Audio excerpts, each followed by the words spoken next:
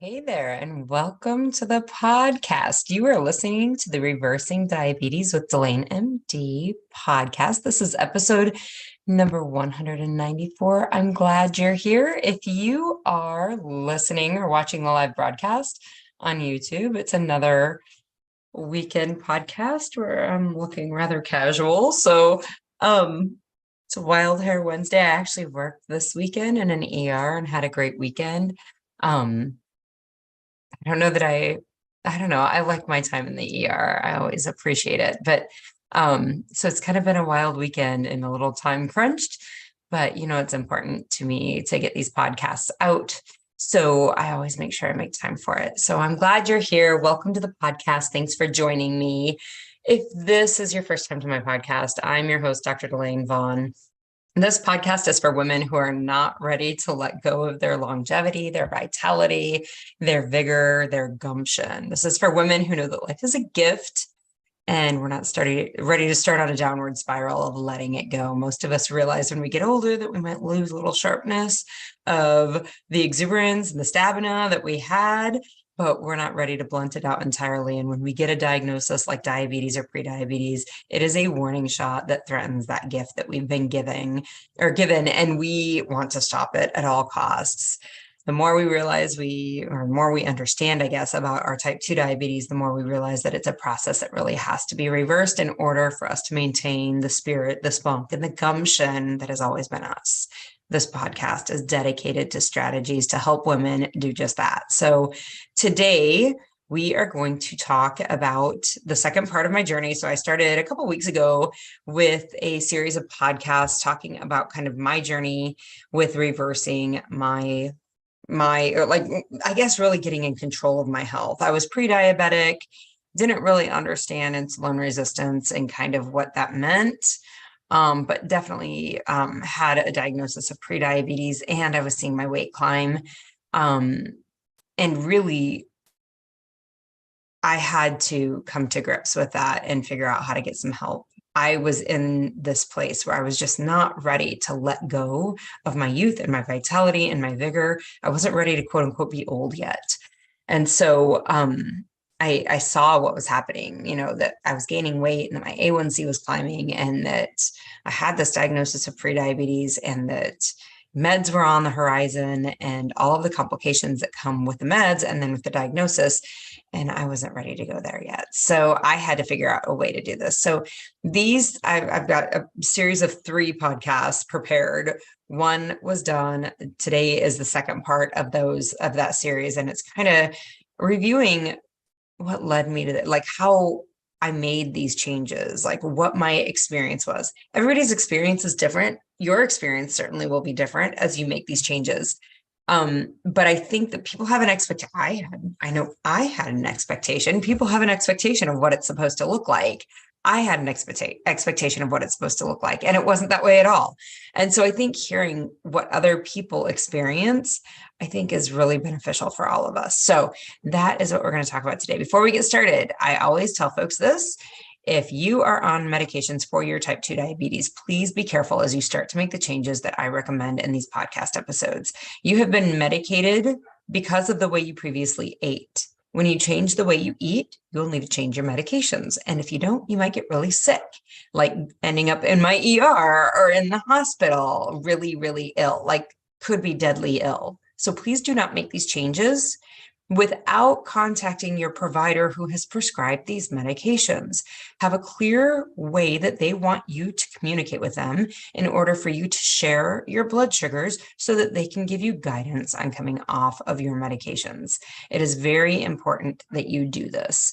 So if you're on medications and you're starting to make these changes, please call your doctor's office or your provider's office and let them know what you're doing and ask them, how do you want me to send you my blood sugar readings so that you can help give me guidance on how to come off these meds? When people work with me in my group, I help them do this. I will look at their blood sugars and I will look at their med list and I will say, hold this, hold this, hold this, call your doctor in the morning. That's how we keep them safe.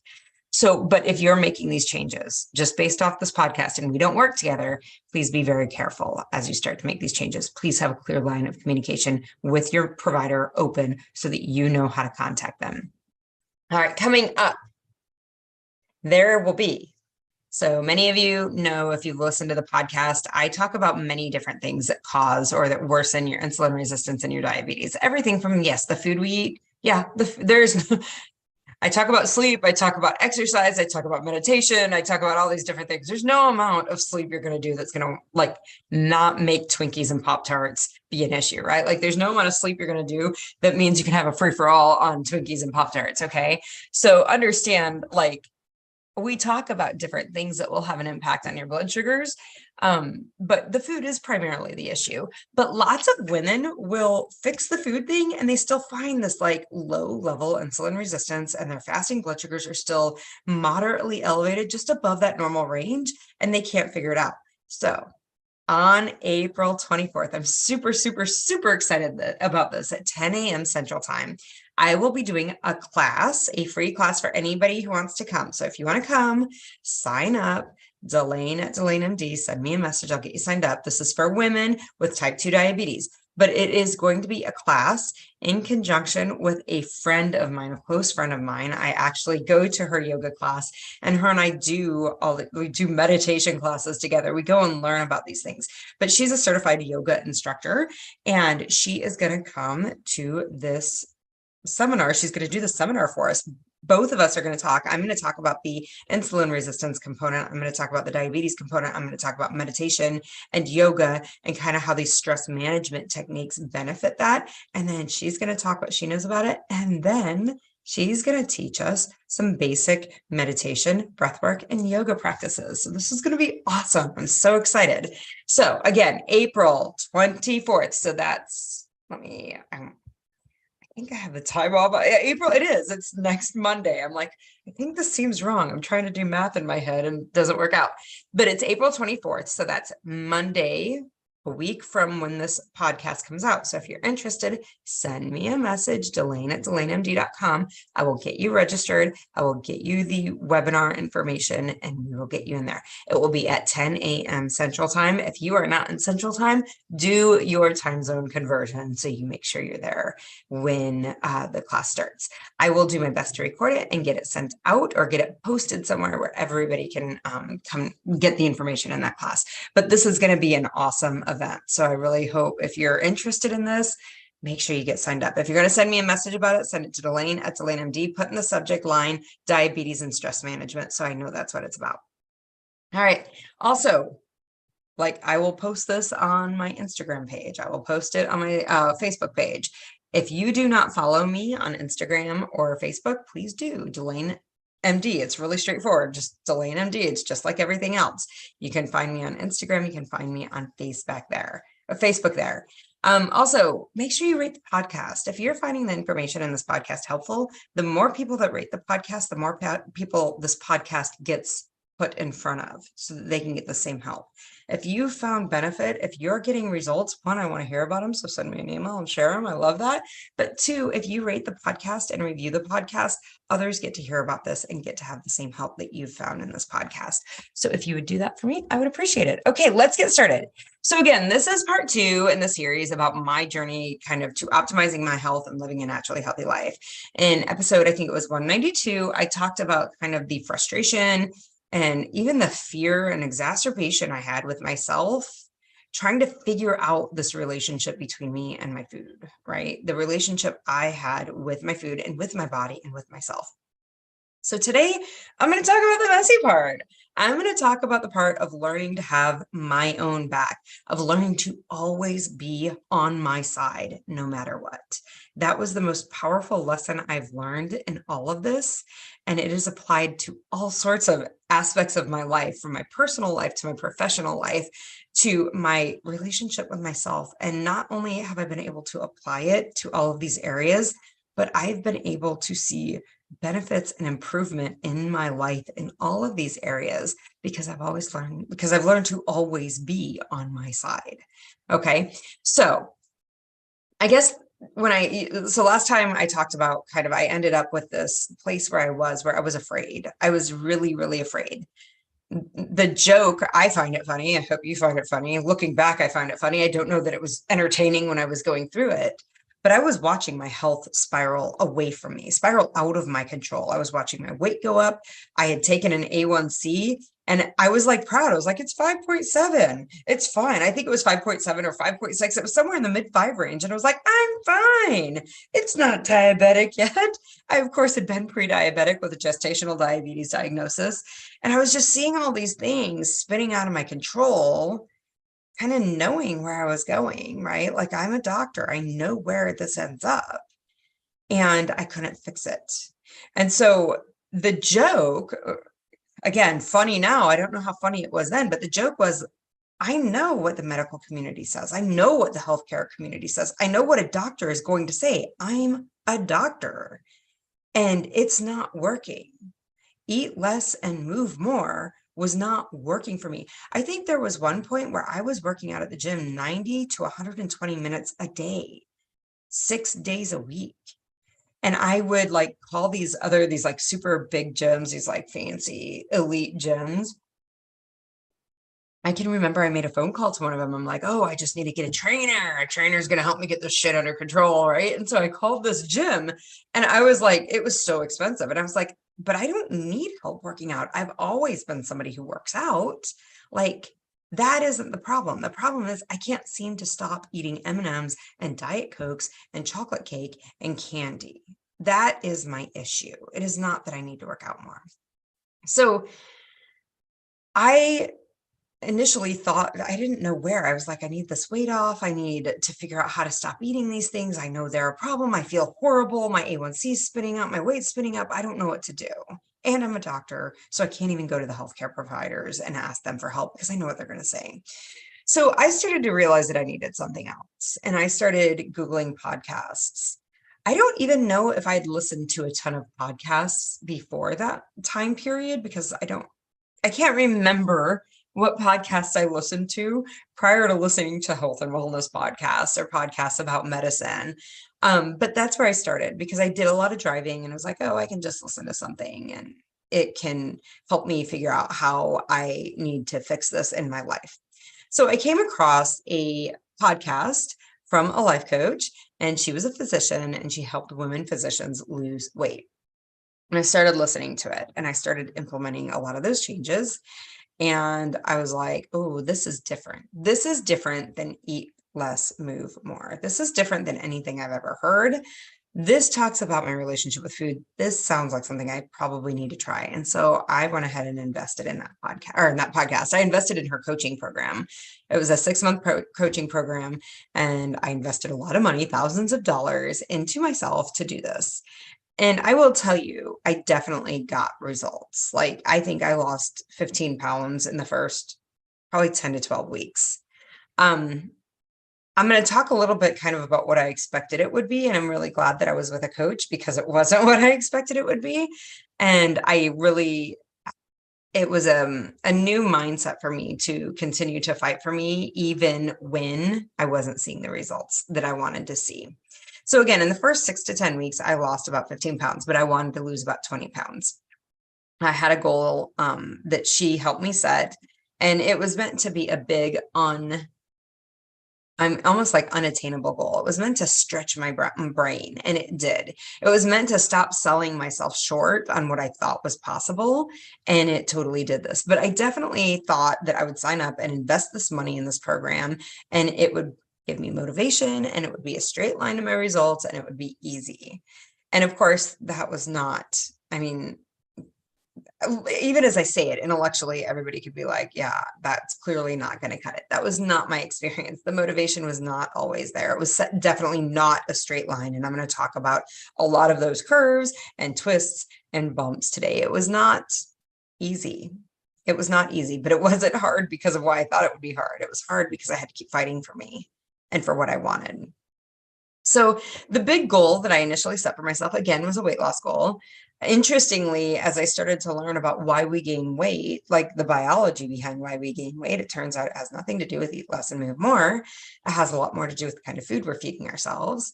And so that really had to change, right? So again, like, I was eating less in the form of diet sodas. So why wasn't I getting the results that I want? I was working out 90 to 120 minutes a week or a day. Why wasn't I getting the results that I wanted? And it was because I was still stimulating insulin with the Diet Cokes that I was drinking all day long. And even though maybe I was having only a little bit of M&Ms, it was still super insulin surge that came along with that. And then, of course, I started to, as I was working through this for myself and my goals of losing weight, I started to realize the risk that had really been there with my prediabetes diagnosis. And then I started to apply that to patients that I saw. I'm like, oh, if you're diabetic, you don't need more meds. You need to stop eating the foods that are causing you to be diabetic. And so, as I started to work on this goal for myself, I definitely started to apply these kind of strategies in a lot of different places. So for the first 12 weeks of that program, again, 6 to 10, 12-ish weeks, I was really strict. And if you've ever heard me talk, or if you're a client of mine, you know I do not love the idea of being strict. I am not into that. Strict, quote unquote, strictness is forceful. It's coercive. It's forcing something that somewhere deep down you don't want or don't like. And that is no way to get you long-term results. We are grown-ass women and we can do whatever we want, and we do not need to be forced to do anything, which means we need to find a way.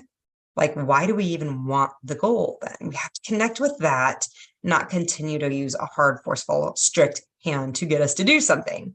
But that's really what I did for the first, again, close to 12 weeks. I was very, very strict with myself. That did not get me to the relationship that I wanted with myself or with my food or with my body. It didn't even get me to understand what I actually needed to be working on in order to get those things that I wanted, that change in my relationship with food, that change in my relationship with my body, that change in my, relationship really with myself.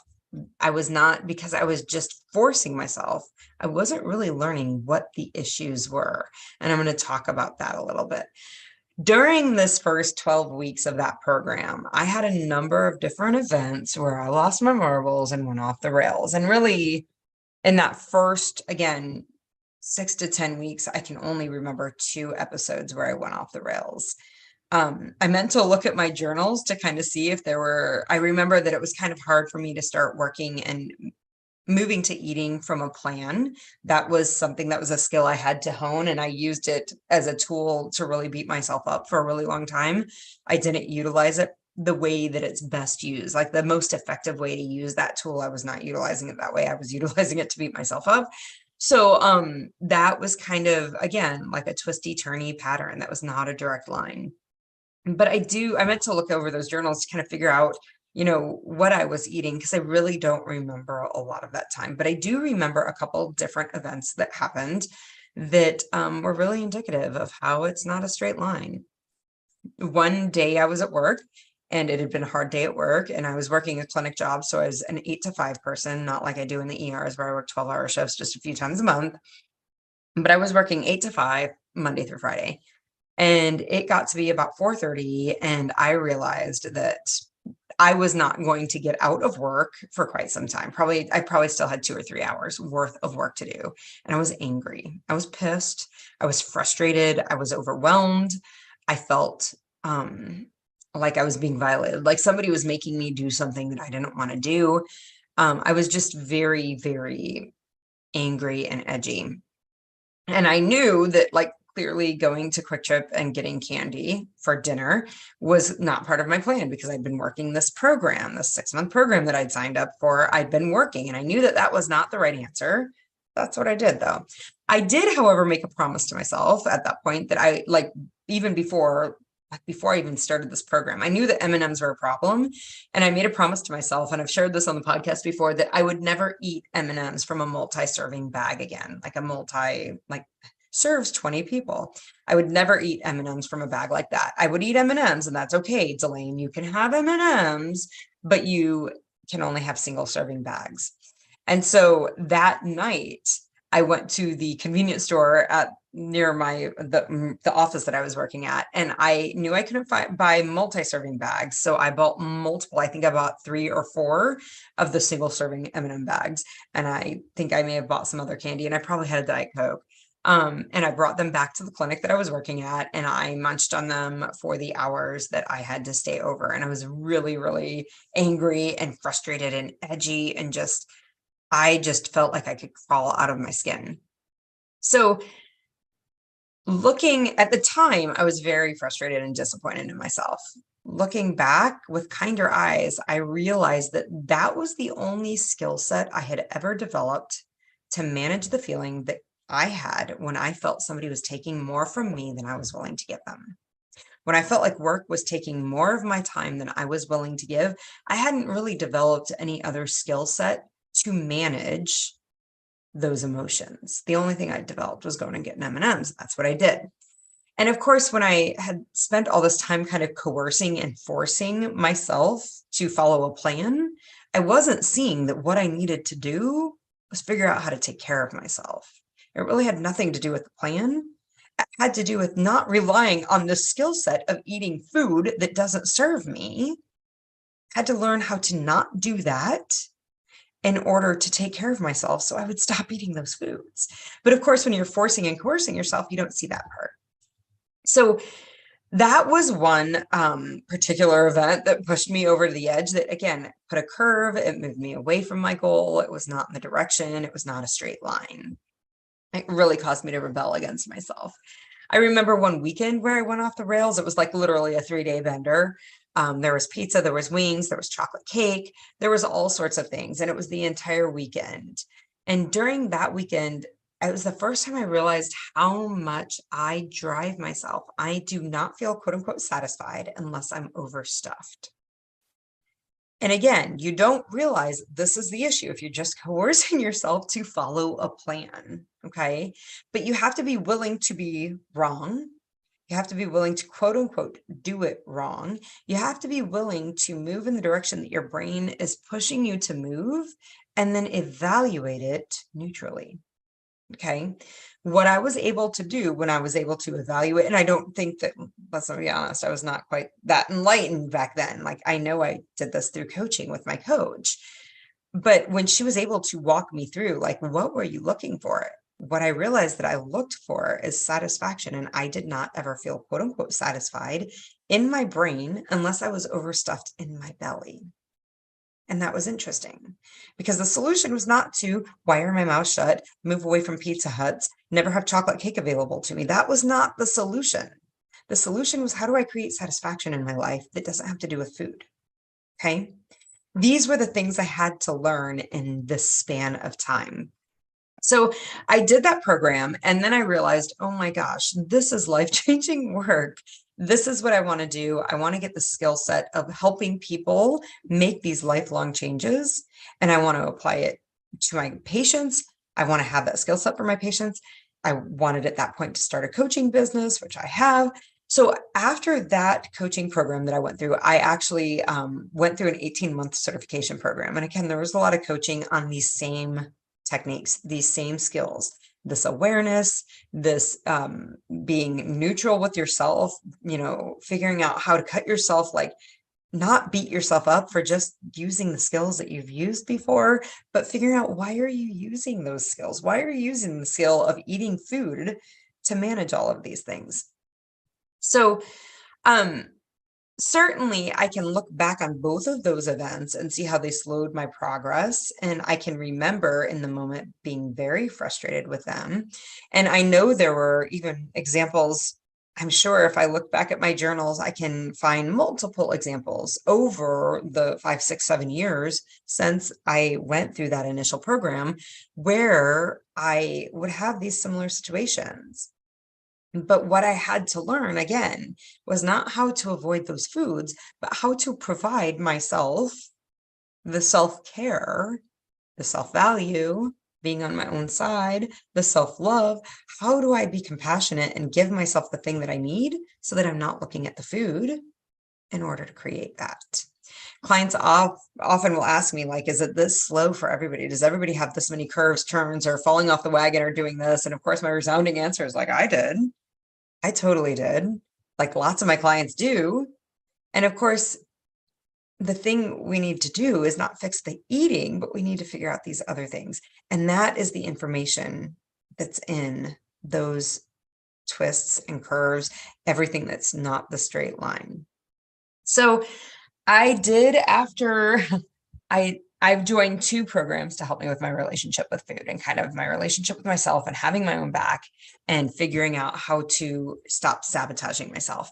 The second program I entered, or I signed up for, was actually after I did my own coach certification, and I had my own coaching program and everything. I had my own coaching business at that time.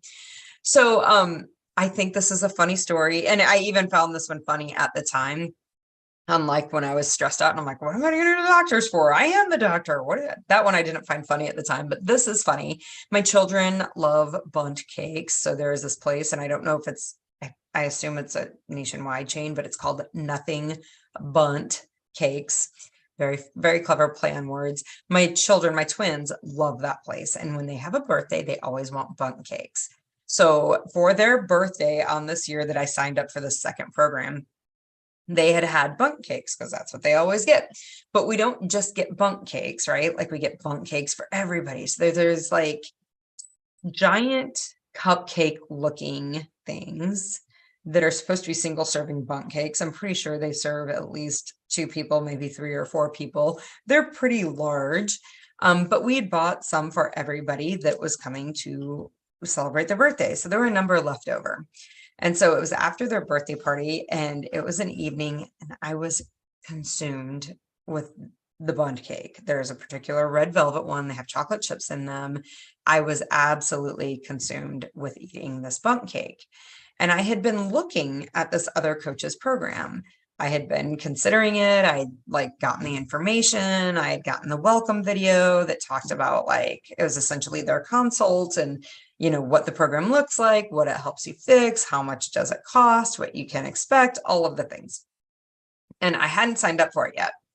And as I was literally on my front porch and just sitting there consumed and thinking and ruminating and ruminating and ruminating about this bundt cake. And I finally decided, like, this is ridiculous. Life is too short to live like this. I'm not going to continue this process. I'm just going to sign up and finally get help for this. And so it was a $4,000 program that I signed up for. And so I called that bundt cake the most expensive bundt cake ever. That's what I thought of it as. And I would chuckle to myself, that's funny. And then I, like, stubbornly, obstinately would not eat the bundt cake because it was the most expensive bundt cake ever known to man. And so I think I ended up, like, the kids didn't eat it. Nobody ate it. I think I ended up throwing it away, and I felt really empowered by doing that. But the joke was that it was the most expensive bundt cake ever. That's what I thought of it in my brain. So I signed up for that program, and that program was really, I was in that program for 18 months. I really enjoyed that program, and I learned a ton. And I reached all of my goals, including my big goal that I had originally set years before. I finally reached that goal, and I learned to live pretty comfortably at that goal. There was an event that was kind of a turning point for me, and it was probably 15 months into that program, maybe 12 months. I'd been in the program for quite some time. And I remember I had been coached through a number of different really stressful situations, but it really just took some time for me to internalize it and make it mine and really start utilizing that skill of, how do I take care of myself and not sabotage myself, not shoot myself in the foot? How do I take care of myself and be on my side? How do I do both? Because when I get frustrated, when I get overwhelmed with work, when I get down, when something impacts me emotionally and I turn to food, like, maybe I feel better for a moment, but I sabotage my longer term goals, and I don't want to do that. So how do I take care of those emotions that I'm having and not sabotage myself? So there was an event that I had. It was a situation that I found myself in, that somebody had confided something very vulnerable to them in me, and it was in a coach client situation. Somebody had confided something very vulnerable to me in that scenario, that although as a coach, I didn't have any responsibility to do something with, but as a physician, I probably did. I felt like I did have a responsibility. I'm a mandated reporter as a physician, and this information, they were vague about the information, and they weren't clearly telling me what had happened or what they were experiencing. But in my brain, I was like, I think this person is experiencing this situation, and I am a mandated reporter in the state, and now I've got to get the authorities involved. And it felt horrible. It felt awful. It was one of the probably top 10 most uncomfortable situations I've been in, possibly because I decided not to eat. I had to really sit with the emotions and not buffer them out with any food, not dopamine them out with anything. I just had to sit and experience it. So I can remember walking up my stairs to my office and my brain being like, hey, baby girl, this one's rough. This is rough for you. You could definitely go eat some chocolate. You got a bag of it down there. You can sit there and polish that off today. This is a rough day. One of the roughest. Like, there's no reason you don't do this. Like, there's no reason not to do this. That situation was the first time that I saw what was happening. I was like, yeah, of course my brain's offering me chocolate. Like, this is how I've dealt with this all these years. It's not right. It's not wrong. It's just a skill set that I've honed and I can use if I want to. But I don't think today I'm going to do it, because it turns out I'm still going to have to deal with this situation. And I actually just don't want what comes with the bag of chocolate. It was very matter of fact. It was not berating. I was not arguing with myself. I wasn't angry with myself. And I was just kind of like, so I'm going to sit and feel cruddy right now. And that's how it's going to go. It was in that moment that I had the realization. I had the realization previously that the food doesn't fix the issue. But what I'd never realized until that moment is that there is going to be something unpleasant no matter what I do. If I deal with the chocolate, or if I eat the chocolate so I don't have the emotions, and that's how I deal with the emotions, I'm going to have the emotions of not seeing the results that I wanted on the scale. And I'm not going to like that. I might like the chocolate, but I'm not going to like the scale and what happens there. And if I don't eat the chocolate, I'm not going to like feeling the emotions that I have to feel, but I am going to like what happens on the scale. No matter what the decision was that I made, there was going to be something that I liked about it and something that I didn't like about it, right? This is the shit sandwich conversation, if you've ever heard me talk about this. No matter what decision you make, there's a flavor of shit sandwich that you're going to choke down. We're all going to choke it down. All the decisions have both. Most of the decisions have both. I really think all of them have both. There's going to be something that you like about it, and there's going to be something that you don't like about it. I guess in those situations that there's not a negative outcome, you're not having to struggle to make that decision. Like, that's how you know that it's not a problem, because you're not thinking about the decision. If it's a clear this way or that way, you're not having this conversation. Should I do it? Should I not do it? Should I do it? Should I not do it? Because you know, clearly this is the thing I should do. There's nothing bad about it. If you're having the back and forth, the volley of the food chatter, eat it, don't eat it, eat it, don't eat it, eat it, don't eat it. You need to recognize you're going to choke down a shit sandwich no matter what you do. If you eat it, you're going to have the negative outcome in your blood sugar or on the scale. And if you don't eat it, you're going to have the negative outcome of sitting with wanting it and not eating it. You're going to like what happens on your blood sugar and your scale. Okay. That is what I learned in that scenario. So the realization again that the food wasn't going to fix anything, that wasn't necessarily new. Okay. The food wasn't going to fix any of my emotions, and there was nothing wrong with that. Like, it's okay to sit and feel the emotions. Eating multiple bags of M&Ms when I was frustrated at work did not fix my frustration. Recognizing that I'd never learned any other skill for managing when somebody was encroaching on my personal space and time, like, of course, that's why I did it. That's the only skill I had. Learning and realizing that overstuffing myself didn't create satisfaction. Like, that was the skill I needed to learn. But recognizing at that point, before I learned that lesson, the only skill I had to create that satisfaction was overstuffing myself. That was the only way I knew how to create feeling satisfied.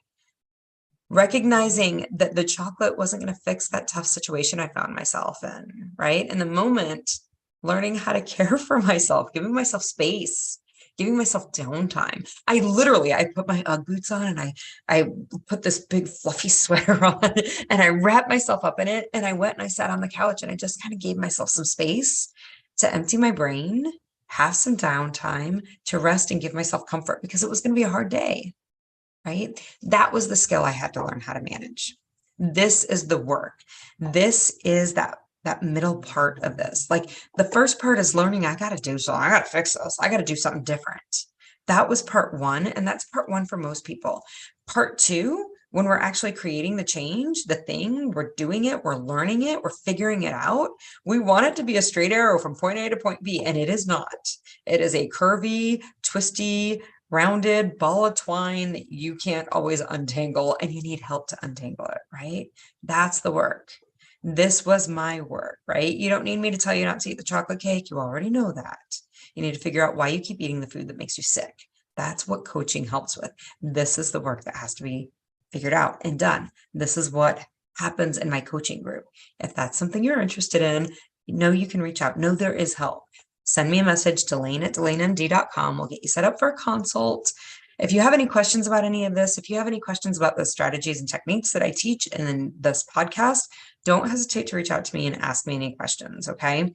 But this, guys, is the work that we do. This is what leads to self-value, self-care, self-love. This is what leads you to unapologetically be on your side all the time. And this is how we figure it out. So if that's something you're ready to do, send me a message. If you're interested in the April 24th seminar on stress and diabetes, please reach out to me, Delane@DelaneMD.com. I'll get you on the list and we'll get you the information. It's going to be a great webinar. I'm so excited. All right. I hope you have a great week and I will be back next week. Bye-bye.